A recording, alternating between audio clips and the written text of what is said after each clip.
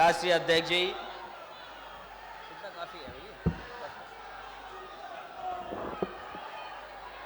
राष्ट्रीय अध्यक्ष जी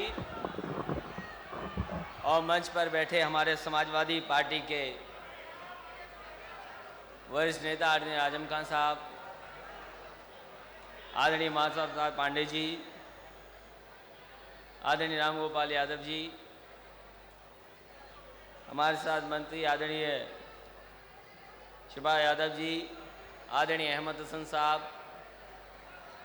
आदरणीय रामजास सुमन जी और पार्टी के सभी हमारे वरिष्ठ नेता,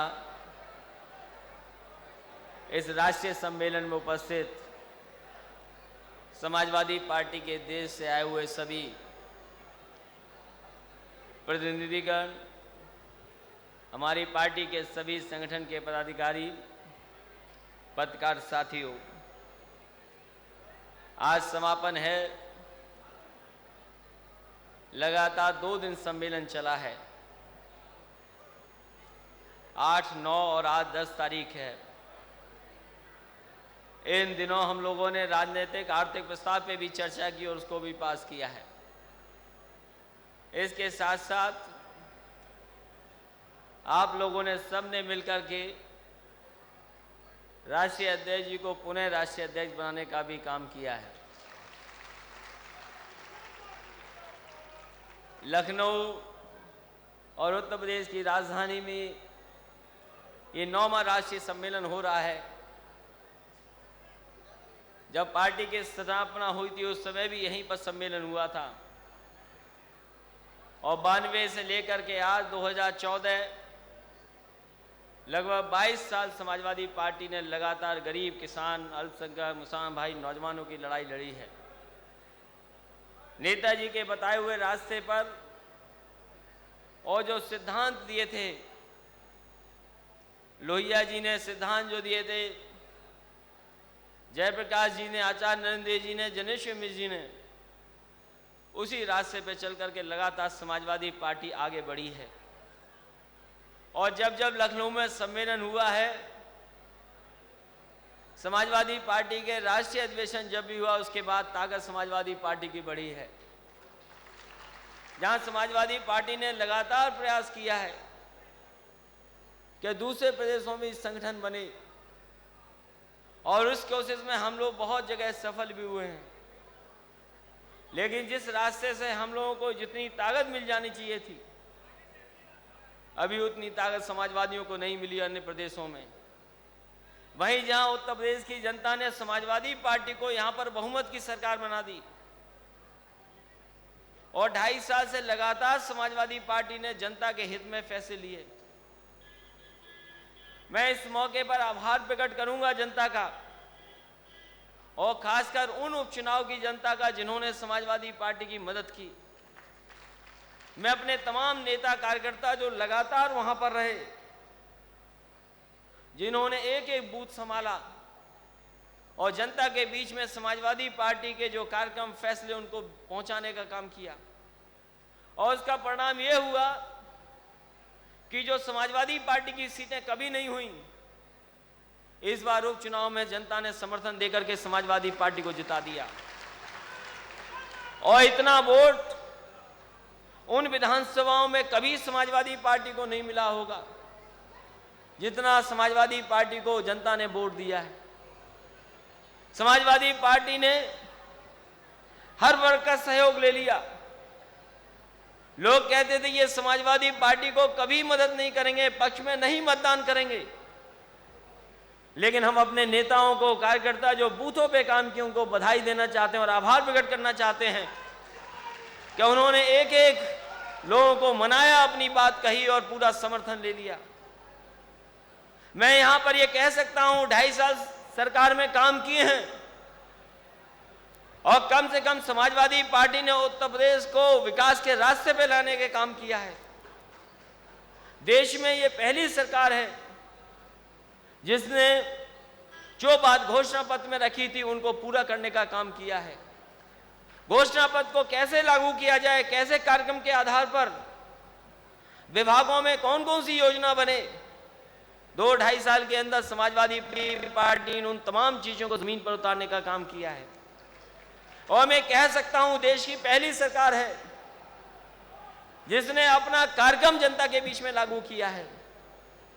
और 2.5 साल के अंदर जो भी अच्छाई बुराई जो कुछ था, हमारे पत्रकार साथियों ने भी सहयोग किया, एक आध बार निराश जरूर किया, लेकिन उसके बावजूद भी हमारे पत्रकार साथियों ने सहयोग कर दिया, मदद कर दी हमारी।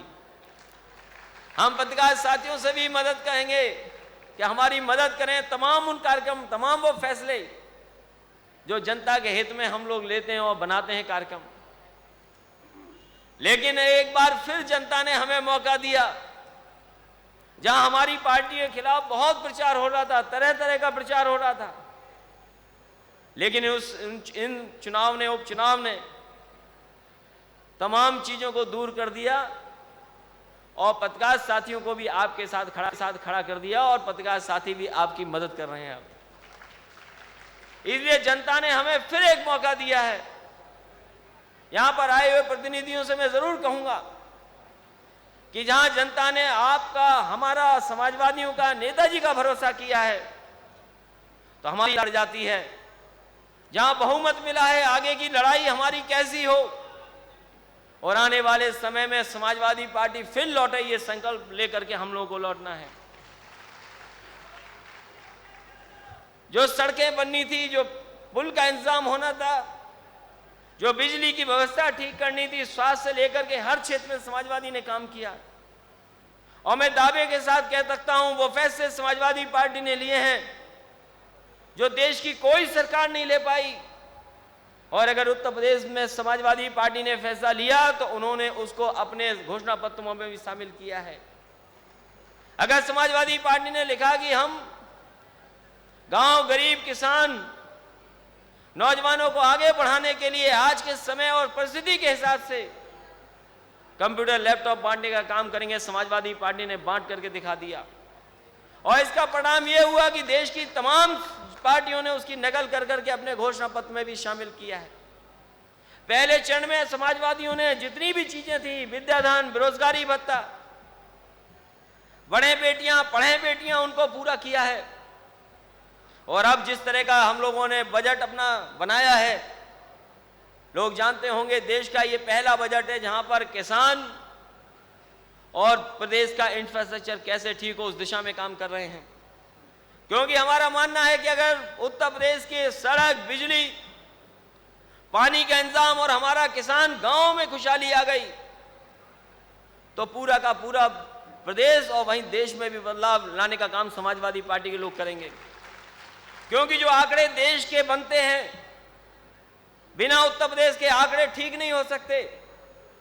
अगर देश के प्रधानमंत्री जी ये कह करके जाते हैं कि देश में इन्वेस्टमेंट आए क्योंकि हमारा बाजार सबसे बड़ा है, तो वहीं हम समाजवादी पार्टी के लोग भी ये कह सकते हैं कि अगर दुनिया में देश का बाजार सबसे बड़ा है तो उत्तर प्रदेश का भी सबसे बड़ा बाजार है। हमारी कोशिश होगी कि ज्यादा से ज्यादा खुशहाली के रास्ते पर कैसे ले जाएं, उसके लिए इंफ्रास्ट्रक्चर पर समाजवादियों ने काम किया है। देश में कोई इतनी बड़ी सड़क नहीं बना पा रहा होगा जो उत्तर प्रदेश की सरकार बना रही है। अगर कोई हमें प्रदेश सरकार उदाहरण दे दे कि अपने बजट से 300 किलोमीटर की ग्रीनफील्ड एक्सप्रेस सड़क कोई बना रहा हो तो बता दो। देश में कोई प्रदेश बना रहा है तो केवल उत्तर प्रदेश। मैं इस मौके पर अपने किसानों का भी धन्यवाद दूंगा। जितने जिलों से सड़क होकर के जा रही है, एक भी किसान ने हमारा विरोध नहीं किया, किसानों ने हमारा समर्थन किया और किसानों ने जो कहा उसको मानने का काम समाजवादी पार्टी ने किया। उनको मुआवजा अच्छा दिया। आज स्थिति में यह है कि किसानों ने जमीन दे दी है। हम कोई वहां पर घर नहीं बना रहे, कोई हम प्राइवेट बिल्डरों को जमीनें नहीं दे रहे हैं। हमारी सरकार की कोशिश है उसके आसपास मंडियां बना डालें और उसके आसपास हम मंडी बनाने जा रहे हैं। जहां आलू की पैदावार सबसे ज्यादा है, आलू की मंडी बन रही है। दूध का उत्पादन उत्तर प्रदेश में ज्यादा है, दूध की मंडी बनाने जा रहे हैं। गेहूं, चावल, अनाज की पैदावार हमारे यहाँ ज्यादा है, उसकी मंडी बनाने जा रहे हैं। और फल सब्जी जो बाजारों में पहुंच जाए उसकी भी मंडी बनाने जा रहे हैं। मैं कह सकता हूं देश की सरकार जितनी भी प्रदेशों की है कोई भी इस तरह का काम नहीं कर रहा होगा जो उत्तर प्रदेश की सरकार काम कर रही है। क्योंकि मंडियां बनेंगी तो बाजार में हमारे किसानों की जो चीजें हैं, पैदावार है, वो पहुंच जाएगी। उस दिशा में काम कर रहे हैं हम लोग। स्वास्थ्य में भी काम करके दिखा दिया। जो एम्बुलेंसें नहीं चल पा रही थी वो चला दी। अहमद साहब बैठे, उन्होंने विभाग को ठीक करने का काम किया। और मैं कह सकता हूं आज 2.5 साल के अंदर 108 और 102 की इतनी एम्बुलेंसें किसी प्रदेश में नहीं चली होंगी जितनी उत्तर प्रदेश में चल रही हैं।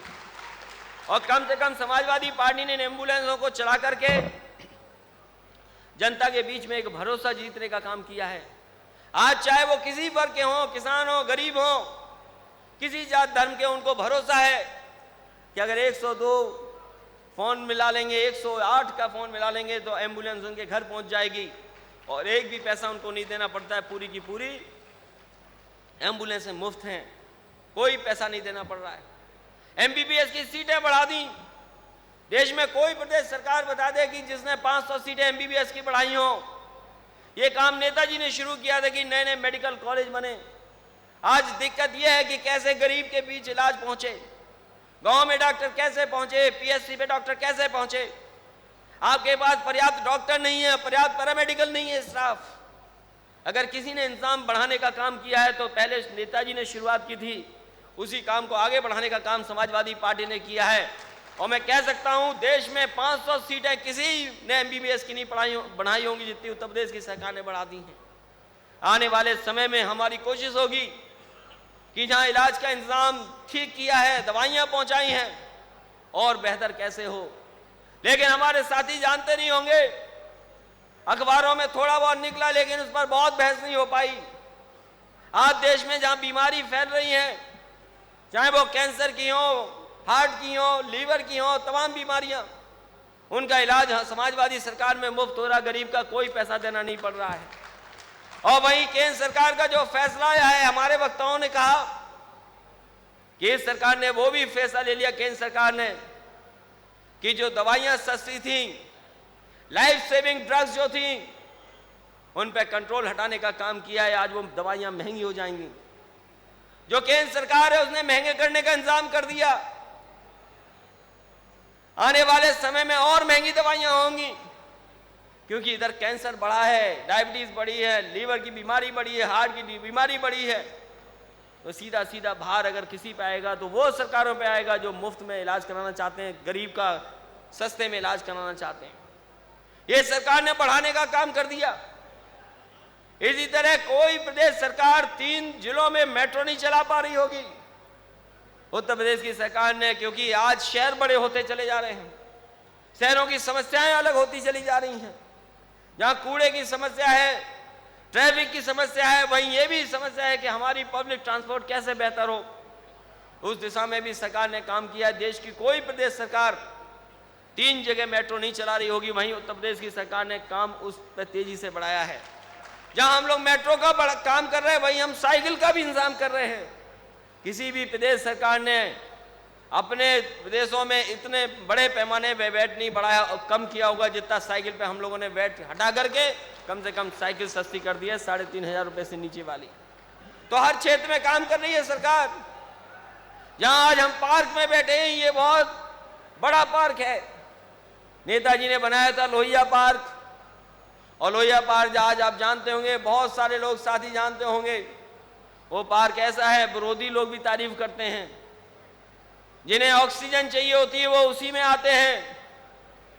तमाम ऐसे विरोधी हैं जिन्होंने कभी पसंद नहीं किया समाजवादियों को, लेकिन अगर उन्हें ऑक्सीजन चाहिए तो उसी पार्क में आते हैं। हम समाजवादियों को मौका मिला। पुरानी सरकार तो पत्थरों के पार्क बना रही थी, वहीं समाजवादियों ने हरा भरा खुला पार्क बनाने का काम किया है। और मैं कह सकता हूं कि जो जनेश्वर मिश्र जी के नाम पर पार्क बना है, ये देश का बहुत बेहतरीन पार्क होगा। और आने वाले समय में ऐसा भी होगा कि दुनिया में ये लोग कहेंगे कि अगर कोई पार्क है शहर के बीच में, इतनी आबादी के बीच में, तो वो आपका जनेश्वर मिश्र पार्क है। ये इसलिए कि समाजवादियों को हम लोग याद कर रहे हैं इस बहाने। वो लोग पत्थर लगा रहे, पत्थर पे पैसा बर्बाद किया। हम लोगों ने हरा भरा खुला और आबादी के बीच में एक पार्क बनाने का काम किया है। इसी तरह हर क्षेत्र में काम किया है। सड़कों पर 4 लेनों से सड़कें जिला मुख्यालय जोड़ रहे हैं। डिस्ट्रिक्ट की महत्वपूर्ण सड़कें कैसे ठीक हों। और आज अगर हमें फर्क बताने की जरूरत इस बात की है, पिछले चुनाव में हम लोग यही नहीं बता पाए कि स्टेट हाईवे किसके अंडर है, नेशनल हाईवे किसके हाथ में है। जो साथी बलिया से आए होंगे, गोरखपुर से आए होंगे, वो जानते होंगे गोरखपुर से बलिया अगर सड़क खराब है और बनारस को जोड़ने वाली, तो वो समाजवादी पार्टी की देन नहीं, वो केंद्र सरकार की सड़क है। जो जीटी रोड पे चल करके आए होंगे, वो जीटी रोड हमारी सड़क नहीं है, वो केंद्र सरकार की सड़क है। इसी तरह बनारस को जोड़ने वाली लखनऊ की नेशनल हाईवे उत्तर प्रदेश की सड़क नहीं है, वो नेशनल हाईवे सड़क है। पिछली बार गुमराह कर दिया, सब सड़कों की जिम्मेदारी हम पर आ गई, सरकार पे आ गई। इसलिए समाजवादी साथियों, कहीं ना कहीं आपको समझना होगा कि केंद्र सरकार की जिम्मेदारी क्या है, उत्तर प्रदेश की सरकार की जिम्मेदारी क्या है। आज अगर बिजली का संकट है, हमने लगातार कहा है और हर मौके पर जहां कह सकते थे हम लोगों ने कहा है कि जो उत्तर प्रदेश की बिजली का संकट है, प्रदेश सरकार तो अपने हिसाब से ठीक ही कर रही और उसमें बेहतर काम भी किया है, लेकिन जो सहयोग मिलना चाहिए था केंद्र सरकार, वो सहयोग नहीं मिला है। हमारी जो कोयले की कटौती है और जो कोटे की बिजली मिलनी चाहिए थी, उसमें भी कटौती की है, जिसके कारण आज बिजली का संकट उत्तर प्रदेश के अंदर है। मैं पूछना चाहता हूं, केंद्र सरकार को बड़ा समर्थन मिला है, उत्तर प्रदेश की जनता ने बहुत समर्थन दे दिया, आपको एमपी भी ज्यादा जिता दिए, सरकार भी बन गई। मैं पूछना चाहता हूं, आखिरकार उत्तर प्रदेश को मिला क्या है? क्या बिजली का कोटा बढ़ गया? क्या कोयले का कोटा बढ़ के मिल गया? हम भरोसा दिला सकते हैं जिस समय हमें कोयले का कोयला मिल जाएगा और जितना हमने मांग की है कि हमें कोयला मिलना चाहिए, जिस समय पर्याप्त कोयले का कोटा और बिजली का कोटा मिल जाएगा, तो उत्तर प्रदेश में जो हम लोगों ने तय किया है कि आने वाले समय में गांव में कम से कम 16 घंटे और शहरों में 20 से लेकर के 22 घंटे बिजली उपलब्ध करा दें, उस दिशा में सरकार काम कर रही है। आज सब स्टेशन बनाने का काम, बिजली कारखाना बनाने का काम, मुझे याद है अभी कुछ दिन पहले हम लोगों ने शुरू किया था एक जो पानी से बिजली बनाने का कारखाना नेताजी ने लगाना शुरू किया था, वो पिछले 5 साल नहीं लग पाया था। नेताजी ने उस समय शुरू किया था बिजली का, पानी से बिजली बनाने वाला कारखाना श्रीनगर उत्तराखंड में। पिछले 5 साल की सरकार ने कोई काम नहीं किया, जिसके कारण वो समय पर नहीं लग पाया। उस पर तेजी से काम अगर किसी ने बढ़ाया तो समाजवादी पार्टी की जब दोबारा सरकार बनी अभी, तो हम लोगों ने तेजी से काम बढ़ाया, उससे भी बिजली मिलने जा रही है।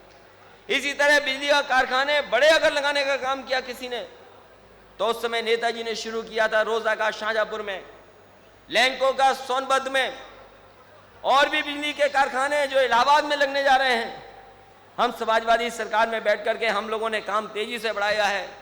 आने वाले समय में ललितपुर का भी, इलाहाबाद का भी और सोनभद्र के भी बिजली के कारखाने चलने लगेंगे, जो उत्तर प्रदेश सरकार अपने कुछ बलबूते पे भी लगाने जा रही है, तो पर्याप्त बिजली उपलब्ध हो जाएगी। ये संकट अगर कोई दूर कर रहा है तो उत्तर प्रदेश की सरकार उस पर काम कर करके दूर करने का प्रयास में कोशिश कर रही है। इसी तरह हर क्षेत्र में काम किया है, सड़क में, बिजली में, पुलों में, स्वास्थ्य में, पढ़ाई के इंतजाम में, यूनिवर्सिटी कॉलेज भी बनाए हैं। आने वाले समय में नौजवानों को कैसे रोजगार मिले, उस दिशा में भी काम कर रहे हैं। जहां सरकारी जितनी भी नौकरी लग सकती है उनको खोलने का काम किया। इसके साथ साथ चाहे में स्किल डेवलपमेंट प्रोग्राम शुरू करना पड़ा हो, जिसमें 40 लाख नौजवानों ने ऑनलाइन रजिस्ट्रेशन किया था।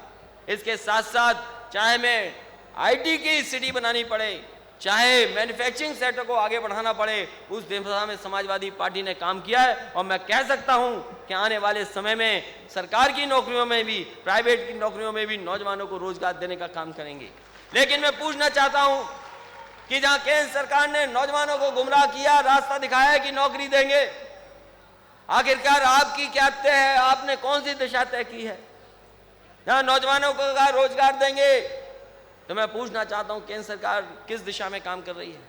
क्योंकि लगातार बड़े पैमाने पर नौजवान बेरोजगार हो रहे हैं और पढ़ाई अच्छी से लेकर के पढ़ाई महंगी, उन स्थिति में भी नौजवानों को रोजगार नहीं मिल पा रहा है।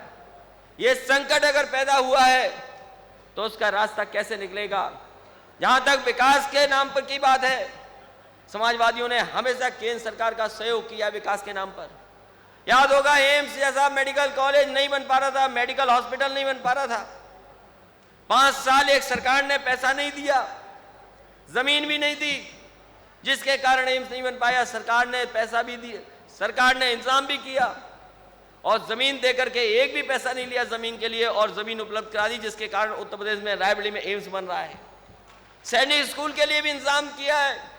अगर कोई डेवलपमेंट के बहाने आना चाहेगा और उत्तर प्रदेश का डेवलपमेंट करना चाहेगा किसी भी क्षेत्र में, तो उत्तर प्रदेश की सरकार पूरा सहयोग करेगी, क्योंकि बिना प्रदेश सरकार के कोई भी काम केंद्र सरकार नहीं कर सकती, ये कहीं ना कहीं है। इसलिए आपकी जिम्मेदारी बनती है, हमारी जिम्मेदारी है कि उत्तर प्रदेश के विकास के लिए लड़ेंगे भी, और अगर जरूरत पड़ेगी तो परियोजनाएं बड़ी मांगेंगे भी, और अगर नहीं मांगने पर देंगे तो उनके खिलाफ समाजवादी पार्टी खड़े होकर के अपनी बात भी रखेगी।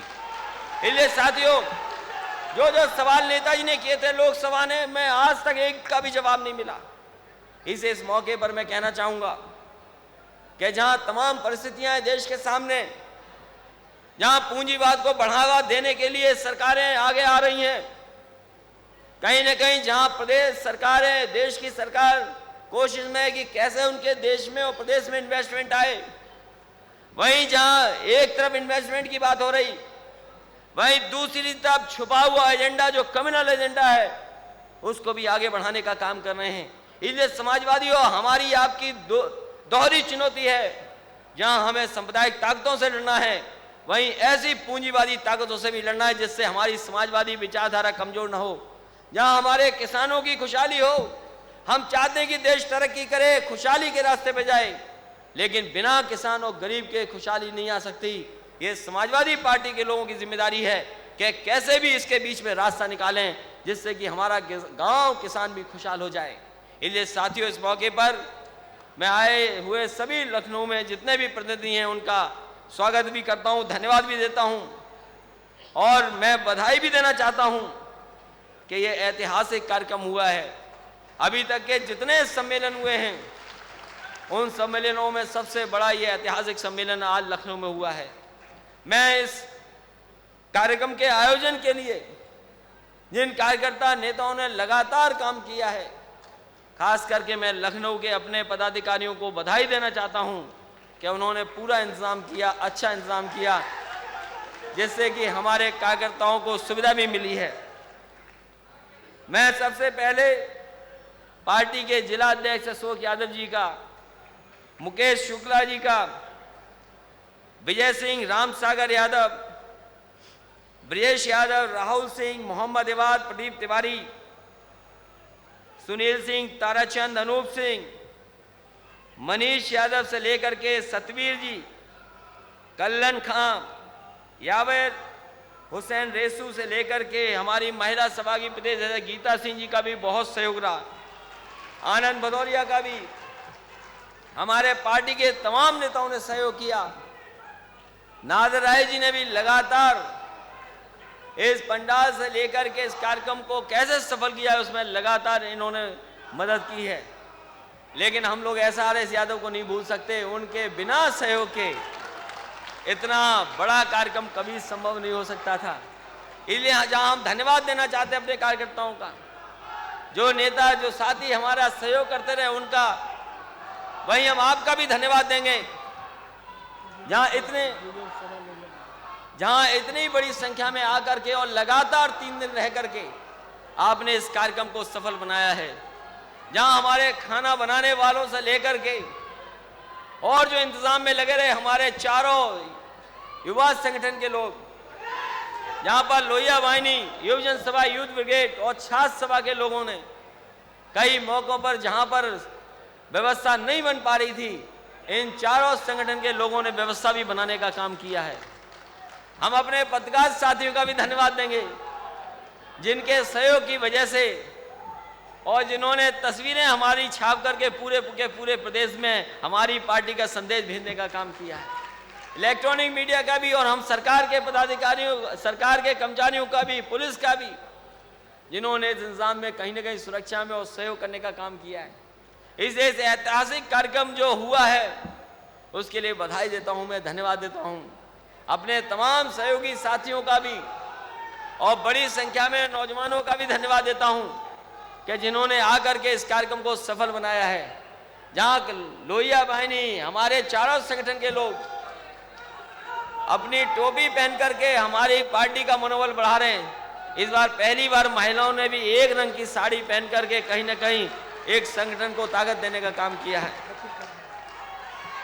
इस मौके पर जहां आर्थिक राजनीतिक प्रस्ताव हमारा पेश हुआ है, वो ठोस हमारा कार्यक्रम है, समाजवादियों की सोच का कार्यक्रम है।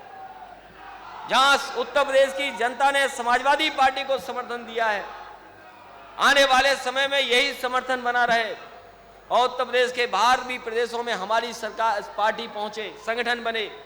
क्योंकि आने वाले समय में अगर कोई समाज को, गरीब को, किसान को दिशा दे सकता है तो वो समाजवादी सोच है, समाजवादी विचारधारा है।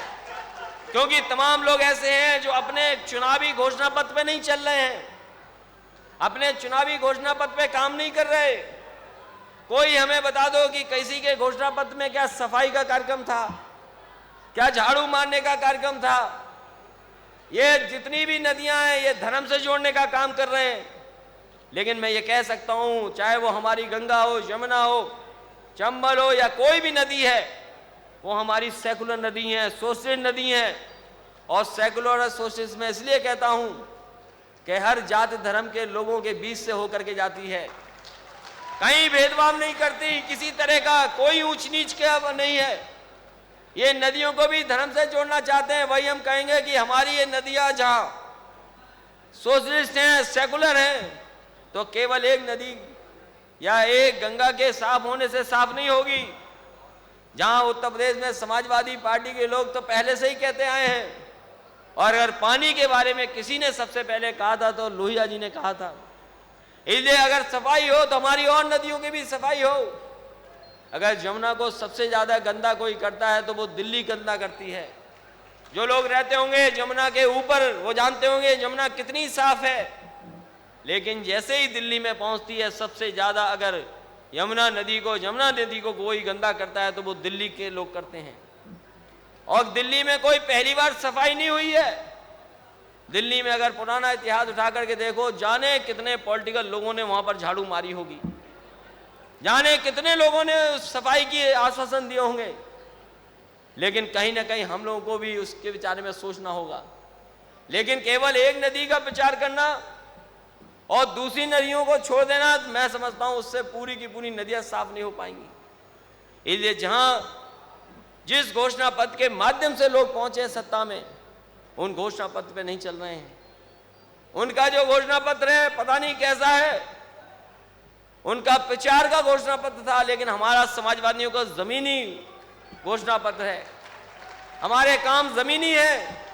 इसलिए साथियों मैं आपके से कहना चाहता हूं कि जिस तरीके से उपचुनाव में आपने काम किया, एक एक बूथ पे जोड़ने का काम किया, अगर इसी तरीके से जहां जहां हमारी पार्टी का संगठन है, जहां जहां हमारी पार्टी के लोग हैं, अगर बूथ स्तर पे काम कर ले जाएंगे तो उत्तर प्रदेश की तरह दूसरे प्रदेशों में भी पार्टी बनना शुरू हो जाएगी। इन्हीं शब्दों के साथ मैं आए हुए प्रतिनिधियों का धन्यवाद देता हूं। पार्टी के तमाम हमारे वरिष्ठ नेता हैं, उनका भी धन्यवाद देता हूं कि उनके संघर्ष से और हमारी पार्टी के तमाम कार्यकर्ताओं की मेहनत से समाजवादी पार्टी आज इस ताकत में है। आने वाले समय में अगर कोई विचारधारा है जो गरीब, किसान, नौजवान, हमारे मुसलमान भाइयों को आगे ले जा सकती है, तो यही समाजवादी सोच है, समाजवादी विचारधारा के लोग हैं जो देश को, समाज को एक कर करके आगे बढ़ाने का संकल्प लेते हैं। मैं इन्हीं शब्दों के साथ आप सबको बधाई देता हुआ, आप सबका धन्यवाद देता हुआ इस सफल कार्यक्रम के लिए मैं आपका स्वागत करता हूं। बहुत बहुत धन्यवाद।